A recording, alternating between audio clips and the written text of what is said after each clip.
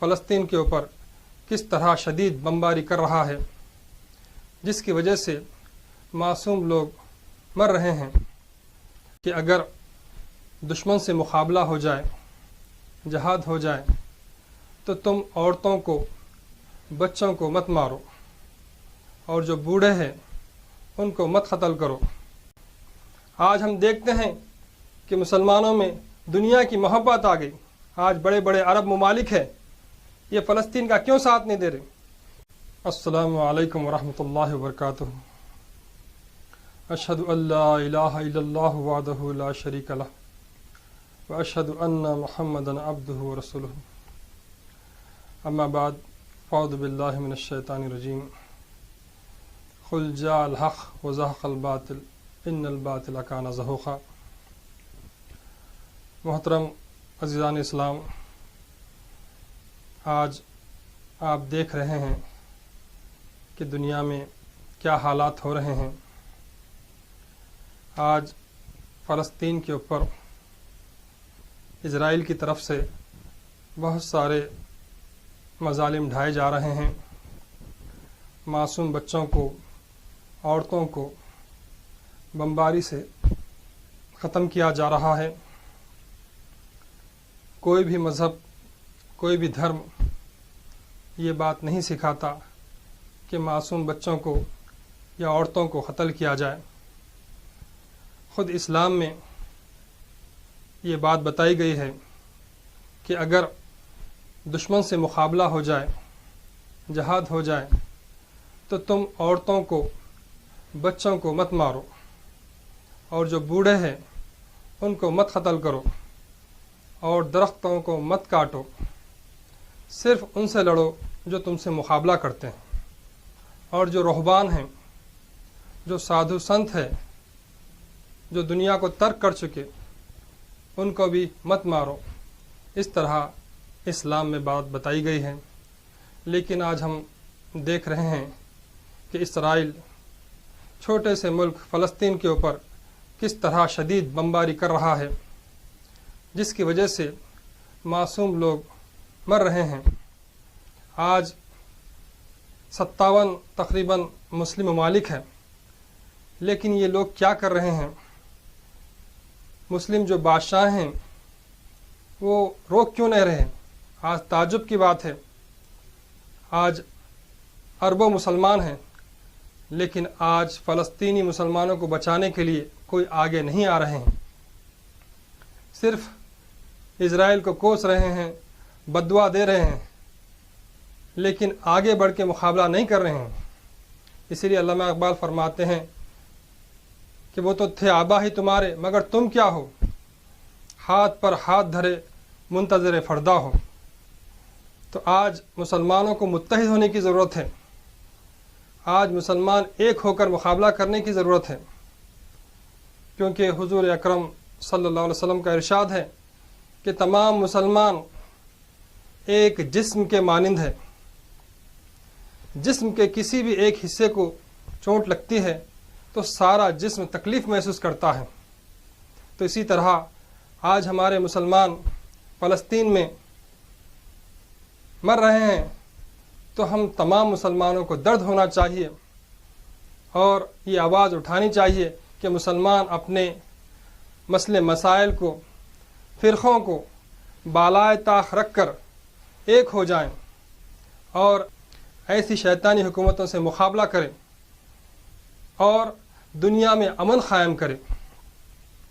کیونکہ حضور اکرم صلی اللہ علیہ وسلم کا فرمان یہ بھی ہے کہ اگر تم کہیں پر ظلم دیکھو تو اس کو ہاتھ سے روکو۔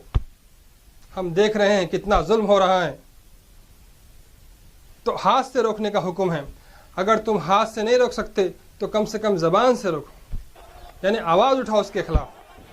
اگر وہ بھی نہیں کر سکتے تم تو دل میں برا جانو، یہ سب سے کمزور درجہ ہے ایمان کا، یہ حضور اکرم صلی اللہ علیہ وسلم فرماتے ہیں۔ تو غرض کہ آج مسلمانوں کو ایک جٹ ہو کر یہ آواز اٹھانی چاہیے کہ فلسطین جو مسلمانوں کا ملک ہے، بعد میں یہ لوگ جو یہودی ہیں جن کو ہٹلر نے تقریباً 6 ملین یعنی 60 لاکھ یہودیوں کو ہٹلر نے قتل کیا تھا، یہ دنیا جانتی ہے۔ یہ لوگ پناہ لینے کے لیے فلسطین آئے اور فلسطینیوں نے انہیں پناہ دی، لیکن آج یہ لوگ فلسطین کو قبضہ کر کے یہ بتا رہے ہیں کہ یہ ہمارا ملک ہے۔ تو اس طرح ہم دیکھتے ہیں کہ انٹرنیشنل لیول پہ کس طرح اسرائیل نے آہستہ آہستہ کر کے اپنا قبضہ، اپنا تسلط فلسطین پہ جمایا ہے، اور آج معصوم لوگوں کو قتل کر رہا ہے، سویلینز کو جو ہے نا ٹارگٹ بنا رہا ہے۔ آج ایک ٹرینڈ چلا ہے کہ انڈیا اسٹینڈس وتھ اسرائیل اور انڈیا اسٹینڈس وتھ پیلسٹائن، مگر میں یہ کہتا ہوں humanity will stand with innocent Palestinians. تو یہ ہونا چاہیے ٹرینڈ کہ انسانیت کو ایسے مظلوموں کے ساتھ ٹھہرنا چاہیے۔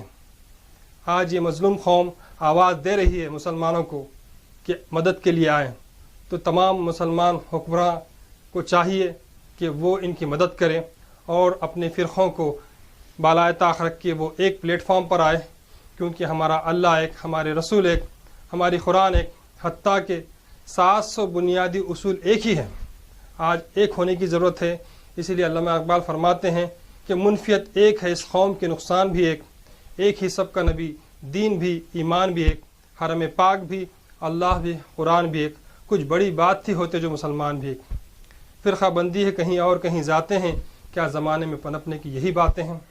تو اس طرح آج سب کو ایک ہو کر، ایک جٹ ہو کر یہ شیطانی طاقتوں سے مقابلہ کرنے کی ضرورت ہے۔ آج کے حالات کو دیکھنے کے بعد وہ حدیث پوری ہوتی ہوئی نظر آ رہی ہے کہ ایک دفعہ حضور اکرم صلی اللہ علیہ وسلم نے صحابہ سے عرض کیا کہ آخری زمانے میں غیر اقوام مسلمانوں پر اس طرح ٹوٹ پڑیں گے جس طرح بھوکے دسترخوان کے اوپر ٹوٹ پڑتے۔ تو صحابہ عرض کرتے ہیں کہ یا رسول اللہ صلی اللہ علیہ وسلم، کیا اس وقت مسلمان تھوڑے رہیں گے، کیا کم رہیں گے کیا؟ تو حضور اکرم صلی اللہ علیہ وسلم فرماتے ہیں کہ نہیں، عرب کے ریت کے ذرات برابر رہیں گے، یعنی کثیر تعداد میں رہیں گے۔ تو صحابہ عرض کرتے ہیں کہ یا رسول اللہ صلی اللہ علیہ وسلم، آج ہم مٹھی بھر ہیں، 313 ہے تو 918 پہ بھاری ہے، 60 ہے تو 60,000 پہ بھاری ہے۔ جنگ یرموک اب جانتے ہیں کہ 60,000 کے مقابلے میں صحابہ اکرام صرف 60 گئے تھے اور کامیاب ہو کے آئے تھے۔ تو صحابہ عرض کرتے ہیں کہ یا رسول اللہ صلی اللہ علیہ وسلم، پھر مسلمان آپ فرما رہے ہیں کہ کثیر تعداد میں رہیں گے، تو پھر غیر اقوام ان کے اوپر کیوں ٹوٹ پڑیں گے؟ تو حضور اکرم صلی اللہ علیہ وسلم کا فرمان ہے، کیا فرماتے ہیں کہ اس وقت کے مسلمانوں کو وہن کی بیماری ہو جائیں گی، کہ واو ہے نون وہن۔ تو صحابہ عرض کرتے ہیں کہ یا رسول اللہ صلی اللہ علیہ وسلم، یہ وہن کیا چیز ہے؟ تو حضور اکرم صلی اللہ علیہ وسلم فرماتے ہیں کہ حب الدنیا کراہیت الموت، دنیا کی محبت آ جائیں گی اور موت کا خوف آ جائیں گا۔ آج ہم دیکھتے ہیں کہ مسلمانوں میں دنیا کی محبت آ گئی۔ آج بڑے بڑے عرب ممالک ہیں، یہ فلسطین کا کیوں ساتھ نہیں دے رہے؟ کیونکہ دنیا سے محبت ہے، اسرائیل سے معاہدہ کر لیے، وہ چاہ رہے کہ ہمارا مال و دولت اور بڑھتا جائے، ان سے دشمنی ہم کو مہنگی پڑے گی، یہ سمجھ رہے ہیں، لیکن ایسا نہیں ہے۔ وَلِلَّهِ خَزَائِنُ السَّمَاوَاتِ وَالْأَرْضِ وَلَٰكِنَّ الْمُنَافِقِينَ لَا يَعْلَمُونَ، زمین و آسمان کے خزانے اللہ کے پاس ہیں، ان سے جو ہے نا معاہدہ کرنے سے آپ بڑے نہیں ہو سکتے۔ تو اس طرح حضور اکرم صلی اللہ علیہ وسلم فرماتے ہیں کہ ان کو دنیا کی محبت ہو جائیں گی۔ آج یہ دنیا کی محبت ہے جس کی وجہ سے یہ لوگ مظلوموں کے اوپر ظلم ہوتا ہوا دیکھ رہے ہیں۔ اتنے 57 ممالک ہیں لیکن کوئی بھی آواز نہیں اٹھا رہے، کوئی بھی جو ہے نا سامنے آ کے مقابلہ نہیں کر رہے۔ اور دوسری بات حضور اکرم صلی اللہ علیہ وسلم فرماتے ہیں کہ کراہیت الموت، اور ان کو موت کا خوف ہو گا۔ آج دیکھیے آپ، ہم جنگ لڑیں گے تو ہم مارے جائیں گے، ہماری فوج مارے جائے گی، ہم کو مال کا نقصان ہوگا، جان کا نقصان ہوگا، اس طرح سوچ کر سب بیٹھے ہوئے ہیں، کوئی جو ہے نا مظلوموں کی مدد کے لیے آگے نہیں آ رہے۔ تو اس طرح حالانکہ موت اللہ تعالیٰ فرماتا ہے کہ تم اب بڑے بڑے مضبوط قلعوں میں بند ہو جاؤ، تب بھی موت آ کے رہے گی تم کو، لیکن بہادر وہ ہے، مجاہد وہ ہے جو اپنی جان کو ہتھیلی پہ لے کے میدان میں جاتا ہے۔ جس طرح خالد بن ولید رضی اللہ تعالیٰ عنہ، آپ جب بستر مرگ پہ تھے تو آپ کی آنکھوں سے آنسو جا رہے تھے، تو صحابہ عرض کریں کہ خالد کیا بات ہے، کیوں رو رہے ہیں، کیا موت کے خوف سے رو رہے ہیں؟ تو خالد بن ولید رضی اللہ عنہ فرماتے ہیں کہ ہرگز نہیں، میں موت کے خوف سے نہیں رو رہا ہوں، بلکہ میں اس واسطے رو رہا ہوں کہ میں بستر مرگ پہ میں جو ہے نا انتقال کر رہا ہوں، میرا جی چاہتا تھا کہ میں شہید ہوں اور میدان جنگ میں مروں۔ تو صحابہ عرض کرتے ہیں کہ اے خالد، آپ میدان جنگ میں کیسا شہید ہو سکتے تھے جبکہ حضور اکرم صلی اللہ علیہ وسلم نے آپ کو سیف اللہ کا خطاب دیا ہے، اللہ کی تلوار ہے، آپ کو کوئی جو ہے نا کاٹ نہیں سکتا۔ تو اس طرح صحابہ اکرام کے اندر یہ شہادت کی تمنا تھی، اور صحابہ عرض کرتے ہیں کہ پوچھتے ہیں اے خالد بن ولید، آپ ہر جنگ میں آپ کامیاب ہوتے ہیں، اس کا راز کیا ہے؟ تو خالد بن ولید رضی اللہ عنہ فرماتے ہیں کہ میں ہر جنگ میں شہادت کی تمنا لے کے جاتا ہوں اور جو ہے نا کامیاب ہو کر آتا ہوں۔ تو کاش یہ مصرع ہر نقشے در و دیوار ہو جائے، جسے جینا ہے وہ مرنے کے لیے تیار ہو جائے۔